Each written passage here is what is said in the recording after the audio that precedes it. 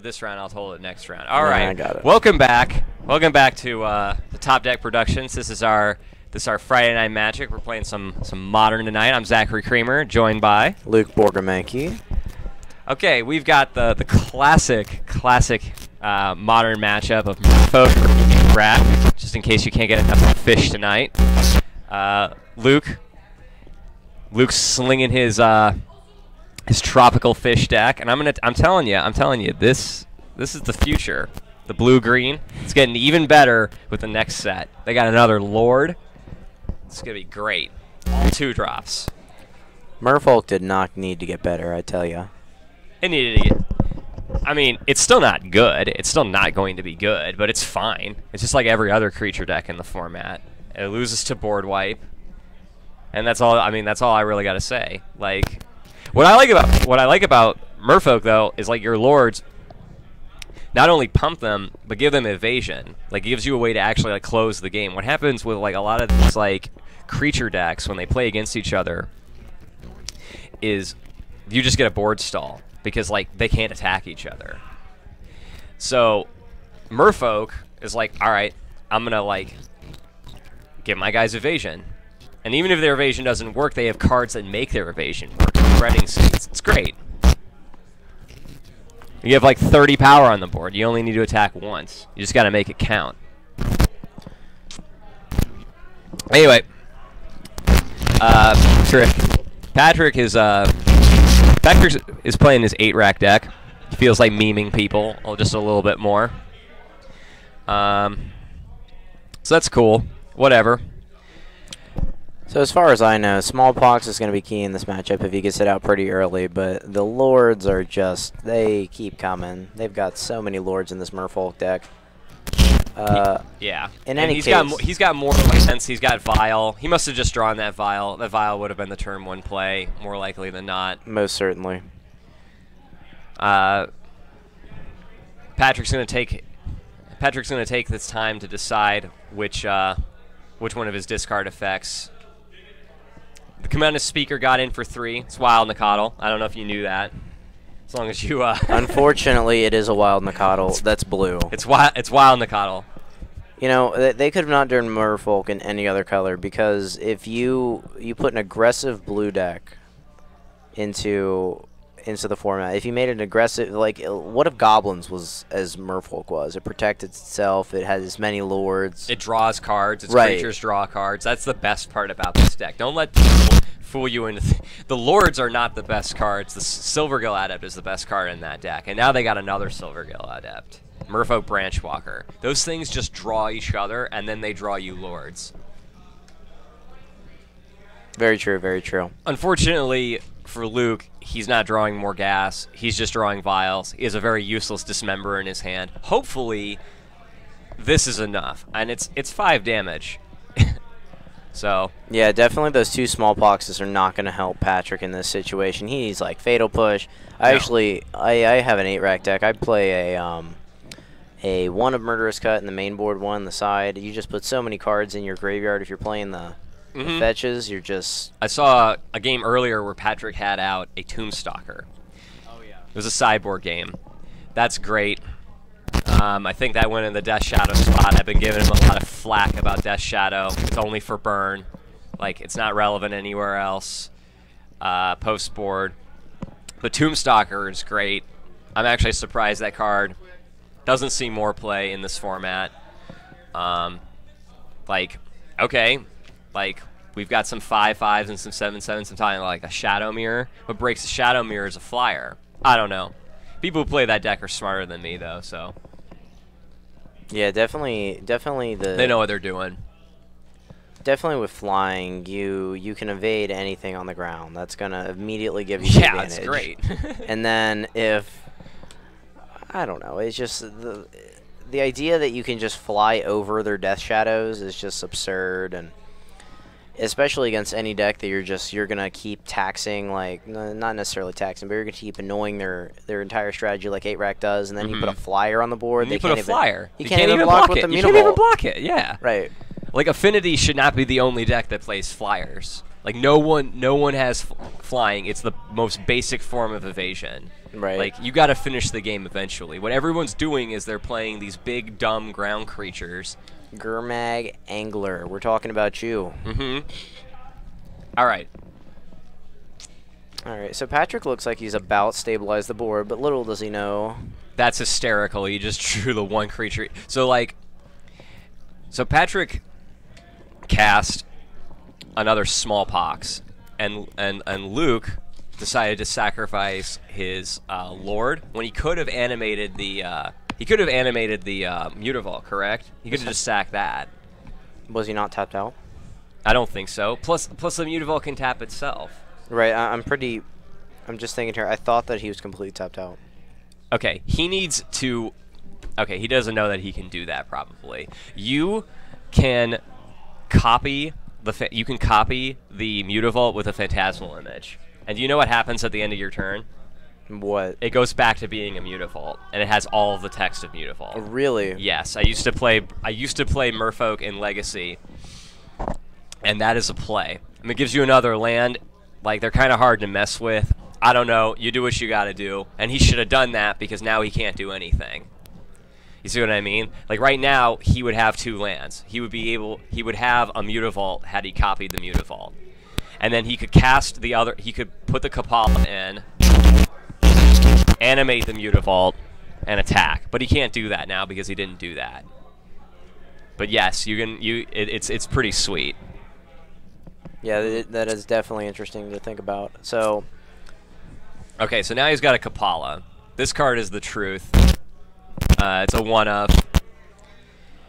That card is better than Kira. I don't care what anybody says. The simple fact that it's Merfolk makes it better. Kira's ability is irrelevant.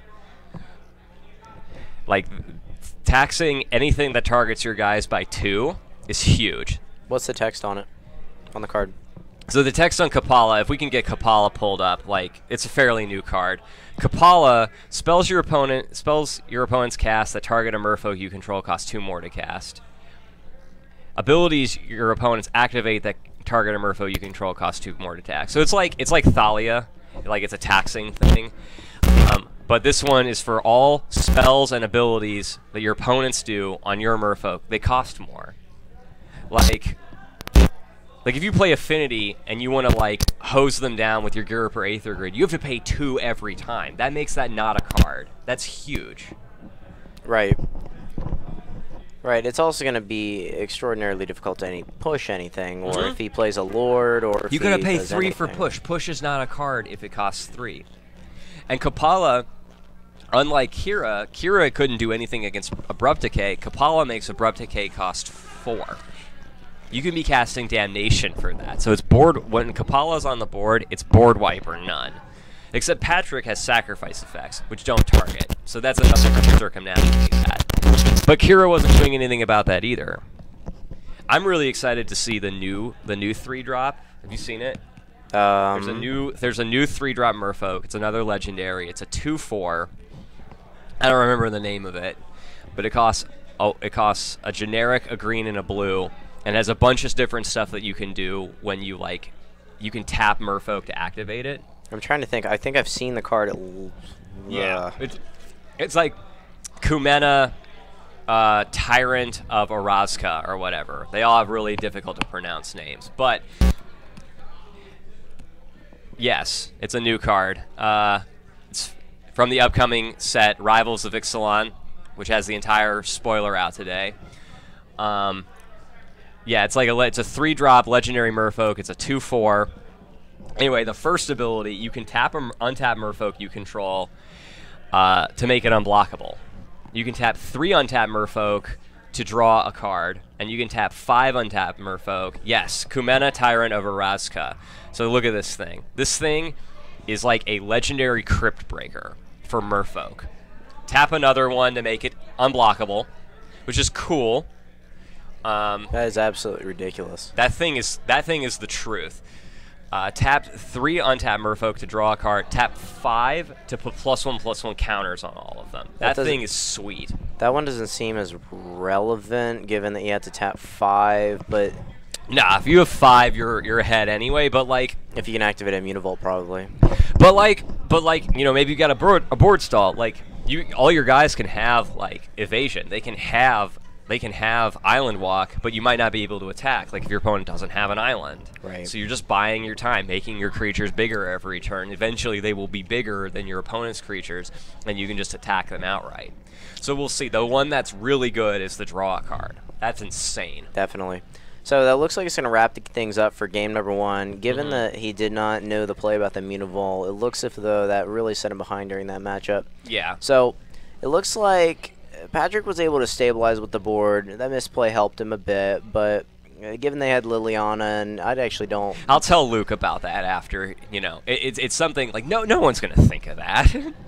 Yeah, you have to copy it while it's a creature. Yeah, first of all, it's a land, and then you make it a creature, and then the idea that you have to copy it again in order to make it a land just so it becomes a creature, so it becomes a land again, is just kind of absurd. Yeah, it's really weird. But I do applaud Luke for having the Phantasmal Image in his deck. That is just a better card than Mero Regerie. Mero Regerie does not have a text box. Like it costs 3 to make your opponent, like it costs 3, and all it does is pump your guys. That's it. Phantasmal Image costs 2. That's way better. You want your Vial on 2. I'm surprised he ever put the Vial up to 3, honestly. Vial should be on 2 at all times. And Phantasmal Image fits in that curve. You copy a Lord, you copy a guy to draw a card. It's great. It's just everything you're trying to do. Anything that was going to kill your guy was going to kill your guy anyway. Like, so the downside of Phantasmal Image doesn't matter most of the time. I just think it's a better card than Mero Regerie. I wouldn't disagree that a lot of the spells would do that, but there are certain cases where let me think here. If you were gonna play against any weird janky deck out there, like a pacifism would kill your guy. That's fine, whatever. I get you though. One activation of Aguilar per Aether Grid, or like a pump spell out of Infect targeting your, or a Walking Ballista on one thing with a Walking Ballista, but that's fine. Who cares? However, that spot is hands down the new Merfolk. God, I don't remember what it's called, but it costs a blue and a green. It's a 2/2, and all it does is give other Merfolk you control +1/+1. It's a new one. It's got great art. I don't remember what it's called. Well, I remember a conversation we had a while back, and you're like, Luke, I wonder if they're gonna have a reason to play green in Merfolk, because there was one spoiler came out, was an EDH card, and we're like, it doesn't actually fit in the deck really well. So let's see if there's going to be a reason to play Coco. Yeah. Speaking of which, is there a reason to play Coco? No, this is an Aether Vial deck. You're not trying to get to 4 mana with this deck. And if you are, you're probably activating Mutavaults and stuff. You want to leave your mana open for your spells to make tempo plays, and Aether Vial fits in with that strategy. This is also, all of your guys cost 2. So the thing about the difference between Aether Vial and Collected Company is really good if you are jumping from like 1 to 3. You play Mana Dorks, so you can accelerate out the Collected Company, and so you can accelerate out your 3-drops. Collected Company really rewards you for having a deck that is dense of 3-drops. Aether Vial wants to be on 1 or 2. That's the difference. That's why Merfolk and humans play Aether Vial. And then like Coco, like the Abzan and like the Counters Company deck, that deck is trying to get out its 3-drops. Right. So I don't think there's a reason to play Coco in Merfolk. I think the idea that you need to search for, I think it actually really goes down to, are you searching for specific pieces? That's another thing. Yeah. Yeah. So the specific pieces of like Counters Company, you can get infinite mana, infinite damage, infinite Walking Ballista. Right. Yeah. So, but with Merfolk, I mean, every other card does relatively the same thing. Yeah, exactly. Unless your name is like, Kumena, Tyrant of Ozera. Orazka, yeah. Orazka is like, that's the city they were all looking for. I mean, if that's your name, then it definitely does not apply to you. But, no. I mean, most of your Merfolk lords, they're the same card. They're all the same. They're all the same. Right. So yeah, that's a really good point. In like the decks that play Collected Company, they're trying to dig. They're trying to dig for specific cards out of their deck. All right. Hence why you look at 6 and you get to pick 2. But the Aether Vial decks, they're just trying to put them into play They're just trying to keep ahead of of the curve. Like reactive decks like Jund, Obzon, Shadow, Jeskai, whatever. They can deal with like one creature a turn. They'll bolt it, they'll push it, they'll path it, they'll terminate it, they'll dismember it, whatever. They'll trade 1 for 1. They'll trade 1 for 1 all day. Right. And they can easily like dig for more removal spells. But when you put like 2 or 3 dudes into play on one turn cycle, that's difficult to keep up with. And that's what the Vial decks are trying to do. That's what the Coco decks are trying to do. And it really just comes down to like what your curve is like and what creatures you're trying to get out. And Merfolk drawing cards definitely does not aid your opponent whatsoever. So they're putting out the idea with the Merfolk deck now is that you're going to splash green, and it's going to improve the size of your creatures immensely. It's going to allow them to draw cards. It's going to allow you to put counters on. You double up on Silvergill Adept. It's huge. Like every card in your deck is like a lord or is drawing you to a lord. It's super cool. The green really helps out on the sideboard too. Definitely. We're gonna see a sideboard card this game that I told my dude Luke about.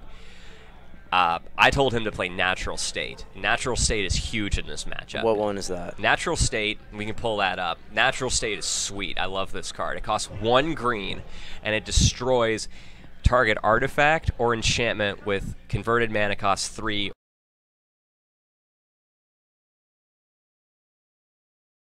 in Merfolk.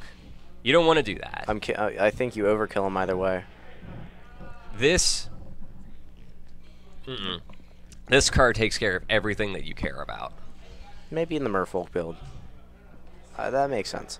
So it looks like Patrick has a Bontu's Last Reckoning in hand, so that's gonna That's unfortunate. That's well, I mean, if you're the 8-rec player, you're putting at least 3 of those in your board, unless your name is Patrick. I don't know how many he has, but I have 3 in my board for my version of 8-rack. We have the rack. Yep. Obviously choosing Luke. Hopefully we see a Natural State on that. That would be sweet. I mean, Patrick has 8 targets for Natural State, and Luke is playing 2 of them. That's just a card to bring in. Definitely. I see a Kira Great Glass Spinner in his hand. I don't like that. Hopefully he replaces that with a new one. Talking about the one that gives him the one with flying? Yeah. Okay. I don't like Kira. He's playing it here. I've never been a fan of that card. That is not a Merfolk. It doesn't benefit from your other things. It just kind of protects them. But Patrick has sacrifice effects. I would have taken that card out. Whatever. I mean, now like, it counters the push on the Silvergill Adept, but I don't think that's the game Patrick's trying to play. No. He's trying to make him sacrifice creatures. He's trying to destroy them. He probably even took out his pushes. I don't know. No. I don't know. He plays way too many fetch lands for that to be a thing. I don't know, dude. Goodness. What Watch this. What is that? That is a Delirium. Target player discards 3 cards. Don't you both discard 3? Each player discards 3 cards. That's Delirium Scheme. God, that art is terrible. I can't even tell what it is from here. I have no idea. I've never been a fan of the art, but the text obviously is not good news. So yeah, that's a good one. I'm gonna go on a limb here and say Patrick kept the Bontu's Last Reckoning. Yes. Okay. Yeah, I mean, I don't doubt it. It's just, and I don't like. Oh man, he's playing that enchantment that makes Merfolk. That is way too slow. People are messing around with that thing. What is it? The deep root, the deep water. It's like deep root something. Every turn you get a Merfolk. It's like Bitter Blossom, but you don't lose life, and it gives you a 1/1 hexproof Merfolk. It's way too slow. You're gonna spend your whole turn 3, just so on turn 4. Look at that. Whenever you cast a Merfolk spell, it has hexproof. And then the thing has hexproof. You have to cast Merfolk spells. You're not casting Merfolk spells. You're putting them in off of. Vial. It's the same problem with Regery. It's like Regery cares about you casting them. You don't cast them. You're playing them off of Vial.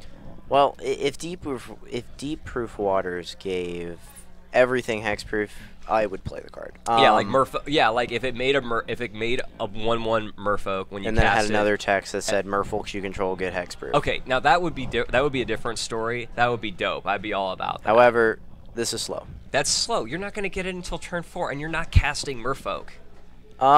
It could help with this Bontu. Did that hit the graveyard? Mm-hmm. Okay, so the Bontus is going to very hurt Luke. Yeah. Very much hurt Luke. Yeah, this game's over. Like, there's no recovering from this. Like, that rack is going to take over the game. Unless Luke draws a... silver... Unless he draws a... Aether Vial right there. Not saying that's the card you're thinking of, but... No, unless to... Luke draws a natural state to get rid of that rack, like, this is done. And that card definitely should have come out. That doesn't have a target. I would have taken those out for natural state. Vial's fine. Vial's fine. But like, Vial just helps you like empty your hand faster, which is like a counterintuitive thing to do against 8 racks. So like, I don't really like the Vial. The best thing the Vial can do in this matchup though is you can discard it to Wrench Mine because it's an artifact. Right. So that's fair. That's completely fine. But this Harbinger of the Tides would be much better served being something else. This Harbinger of the Tides is about to hit dust. Bite the dust, rather. Yep. Smallpox. What do you think about that art? On the Smallpox? You're right. I'd have to look at them both side by side. Let's get Smallpox up.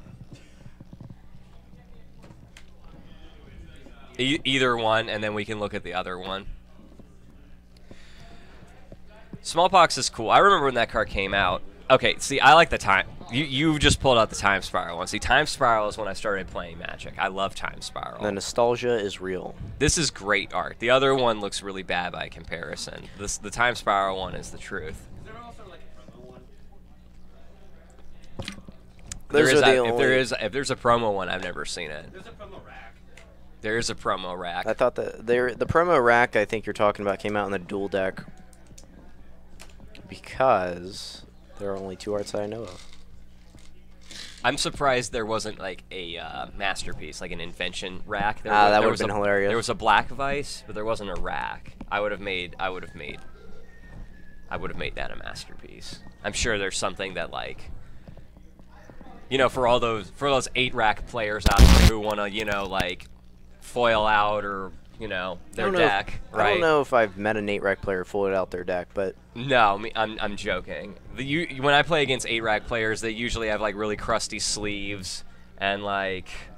I wouldn't say Patrick has done that, but I see where you're coming from. I've seen Patrick with some crusty sleeves. All right, we have a Thoughtseize. Okay. Okay, which land do you take here? Do you think you take the unclaimed territory or the breeding pool, or do you think you just laugh and say, "Oh God, I just lost your life"? Yeah, you laugh here, but I think, you know, it's interesting. He's not doing it on purpose, but like Luke is over time making that rack not do anything. I mean, sure, but here comes Munivolt. Yeah, here comes Munivolt. Double checking the text on unclaimed territory. Yeah. Okay, here's my joke deck. Sliver Hive. Mm-hmm. Cavern of Souls. Yeah. Unclaimed territory. Mm-hmm. City of Brass. Yeah. And you just Mana play Confluence. you play Ancient Ziggurat. You play Ancient Ziggurat over City of Brass. Are you talking about the one that does two color? It only taps. You can tap for any color. You have to pay it. You have to spend it on a creature. Oh yeah, That's a card. Okay. Humans is playing it. I think you play Collected Company in the Slivers deck. In the Slivers deck, ask Adam Bowman. Adam Bowman plays both Aether Vial and Collected Company in his Slivers deck. He plays them both. Ow. He just does. Look him up, dude. I mean, Right. he has better tournament results than anybody I know. Like he's top 8 in an open. Okay, that Lord being a legal target is going to take Luke out here. Why didn't he cast it? Because he dies to rack? I guess. That's fair. Yes. Whatever. Yes, him dying is Yeah. relevant. Yeah. All right, that's going to wrap it up. And that turn, it lets him keep his mana open so that he can block the Mutavault. Right. Okay, that's fair. Right. Okay, well, that's going to wrap it up for this matchup. 8-Rag is going to top Tropical Merfolk. I think we need to add that Tropical text in. Fish. I think it should just be called that. I don't know who started that, but that is a great name. Tropical Fish. Tropical Fish. It's I mean, blue-green. whoa, Dude, we got have like a you clown looked at a Merfolk deck? Have you looked at a blue-green Merfolk deck lately? It's gorgeous. The colors look really good together. I guess. I mean, Blue and green look great together, dude. Do they make cyan together? If you'd mix a blue and a green. If you were to together? mix them together, they'd be like the color of your deck box right there. Yeah, my beautiful, beautiful deck box. What's up? Aquamarine. Where are you guys going? I brought food. Like I got food. Before I Zach came doesn't here. need your food. Yeah. Yeah. You guys go do that. I wanted to do the last round anyway. This is a blast. Put the mic down and tell you about my life. So I lost my first round, and then I won Alright, 2 we'll rounds. be back and then up. I lost my first. Gave him the side. And now I'm doing Comm. I'm having a blast tonight, Pharaoh.